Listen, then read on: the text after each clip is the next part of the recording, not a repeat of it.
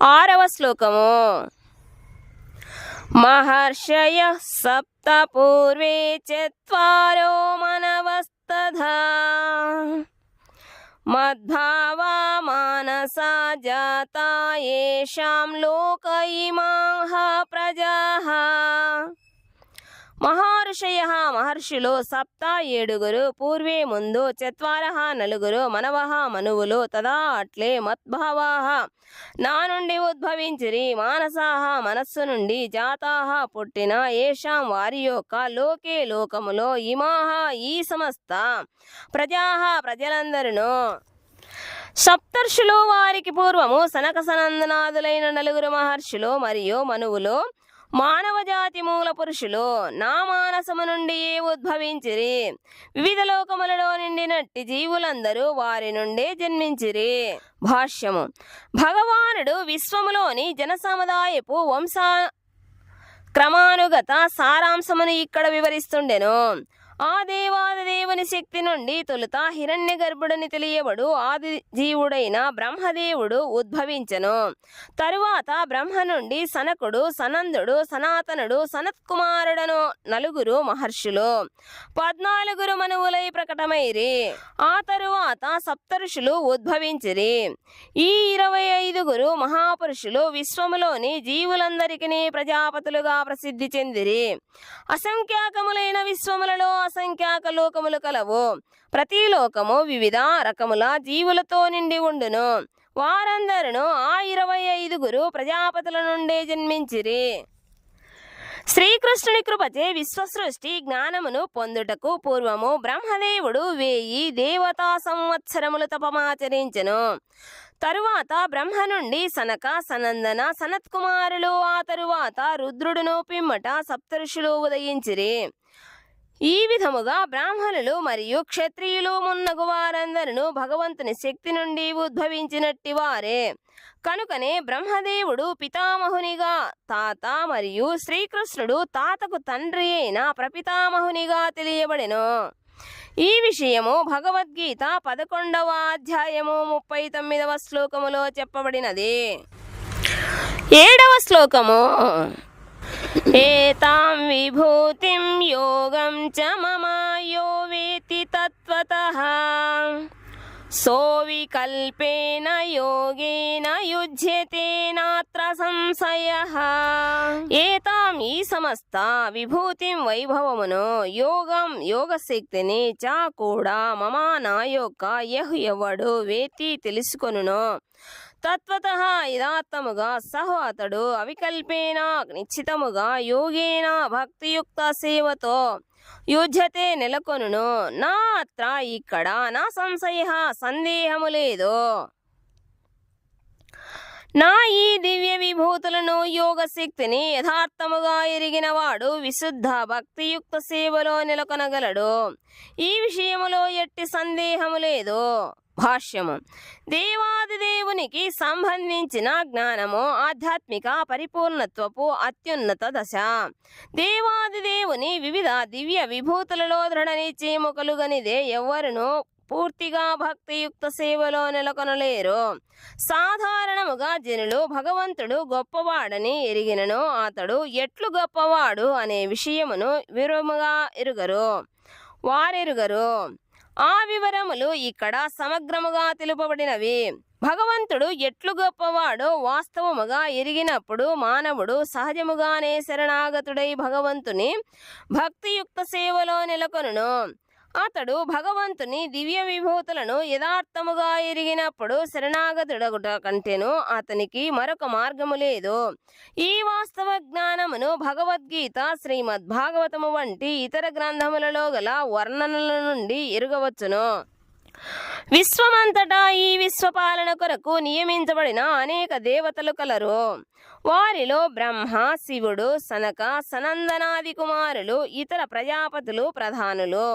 విశ్వజనులకు పలువురు పితృదేవతలు కలరు. వారందరూ దేవాదిదేవుడైన శ్రీకృష్ణుని నుండే జన్మించిరి. దేవాదిదేవుడైన శ్రీకృష్ణుడే ఈ పితరులందరికీ పరమపిత.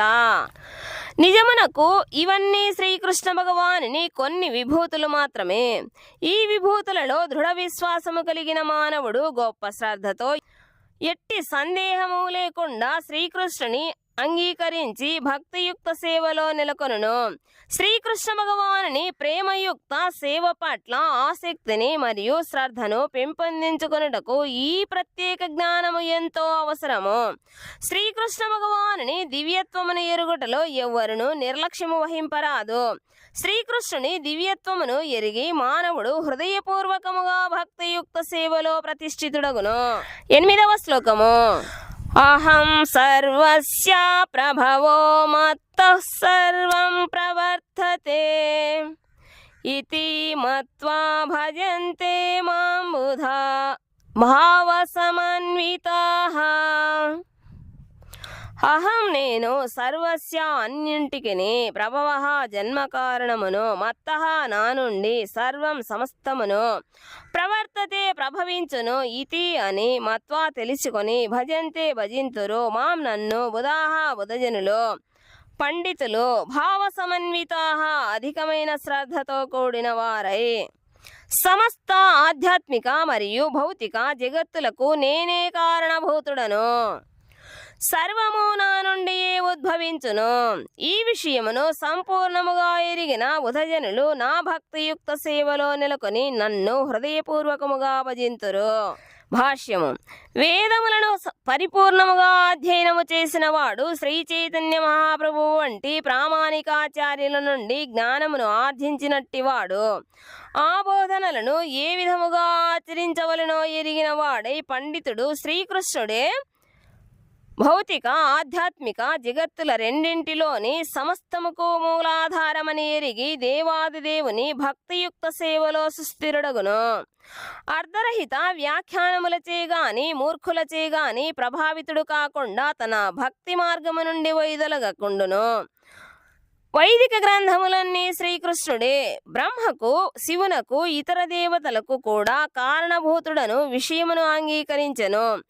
అథర్వణ వేదములోని గోపాలతాపన్యుపనిషత్తు 1:22లో యో బ్రహ్మాణం విదధాతి పూర్వం యో వై వేదాం చ గోపాయతి స్మ కృష్ణః. బ్రహ్మదేవునకు ఆదిలో వేద విజ్ఞానమును బోధించిన వాడు మరియు పూర్వము వేద విజ్ఞానమును విస్తరింపజేసిన వాడును శ్రీకృష్ణుడే అని చెప్పబడినది. అదే విధముగా నారాయణోపనిషత్తు 1లోను అథ పురుషోః వై నారాయణో కామయతా ప్రజాః సృజేయేతి. అప్పుడు దేవాదిదేవుడైన నారాయణుడు జీవులను సృష్టించదలచెను అని తెలుపబడినది. అదే ఉపనిషత్తు ఇంకను ఇట్లు కొనసాగించును. నారాయణాద్ బ్రహ్మ జాయతే నారాయణాద్ ప్రజాపతిః ప్రజాయతే నారాయణాద్ ఇంద్రో జాయతే నారాయణాద్ దష్టౌ వసవో జాయంతే నారాయణాద్ ఏకాదశ రుద్ర జాయంతే నారాయణాద్ ద్వాదశాదిత్యాః. అనగా నారాయణుని నుండే బ్రహ్మదేవుడు మరియు ప్రజాపతులు ఉద్భవించిరి. నారాయణుని నుండే ఇంద్రుడు జన్మించెను. నారాయణుని నుండే అష్టావసువులు జన్మించిరి. నారాయణుని నుండే ఏకాదశ రుద్రులు ఉద్భవించిరి మరియు నారాయణుని నుండే ద్వాదశాదిత్యులు జన్మించిరి. అట్టి నారాయణుడు శ్రీకృష్ణ భగవానుని స్వరూపాంశయే. నారాయణోపనిషత్తు 4లోనే బ్రహ్మణ్యో దేవకీ పుత్రః. దేవకీ పుత్రుడైన శ్రీకృష్ణుడే దేవాదిదేవుడని చెప్పబడినది. మహోపనిషత్తు 1లో తిరిగి ఏకో వై నారాయణ ఆసీన్న బ్రహ్మాణ ఈశానో నాపో నాగ్ని సమౌ నేమే ద్యావా పృథివీ నక్షత్రాణి న సూర్యః. సృష్టికి ఆరంభమున దేవాదిదేవుడైన నారాయణుడు ఒక్కడే ఉండెను. బ్రహ్మదేవుడు గాని శివుడు గాని జలము గాని అగ్ని గాని చంద్రుడు గాని ఆకాశములో నక్షత్రములు గాని సూర్యుడు గాని లేకుండిరి అని మరలా చెప్పబడుతుండెను. అదే విధముగా మహోపనిషత్తు 1లోను శివుడు దేవాదిదేవుని పాలభాగము నుదుటి నుండి ఉద్భవించినని చెప్పబడినది. కనుకనే వేదములు బ్రహ్మరుద్రాదులను సృష్టించిన దేవాదిదేవుడే పూజనీయుడని చెబుతుండెను. మోక్షధర్మములో శ్రీకృష్ణుడు ఇట్లు చెబుతుండెను: ప్రజాపతిం చారుద్రం చాప్యహమేవా సృజామి వై తౌహి మాం నా విజానీతో మమ మాయా విమోహితౌ. ప్రజాపతులు శివుడు మరియు ఇతరులు నా మాయాశక్తి చేతనే సృష్టించబడిరి. భ్రాంతులైనందున నాచే సృష్టించబడినట్లు వారెరుగరు. వరాహ పురాణములోను ఇట్లు చెప్పబడినది: నారాయణ పరో దేవస్తస్మాత్ ధ్యాతచ్చతుర్ముఖః తస్మాద్రుద్రో భవ దేవః స చ సర్వజ్ఞతాం గతః. నారాయణుడే దేవాదిదేవుడు. అతని నుండే బ్రహ్మ జన్మించెను. అతని నుండి రుద్రుడు ఉద్భవించెను. శ్రీకృష్ణ భగవానుడు సమస్త సృష్టికి మూలాధారుడు కనుక అతడే సమస్తముకు పరమకారణుడని చెప్పబడెను. కనుకనే భగవానుడు సమస్తము నా నుండే ఉద్భవించుట చేత నేనే సమస్తముకు మూల కారణుడను. సమస్తము నా అధీనములోనే కలదు, నాకంటేను అధికులెవ్వరునూ లేరు అని చెబుతుండెను. శ్రీకృష్ణుని కంటే అన్యమైన దివ్య నియామకుడు మరొక్కడు లేడు.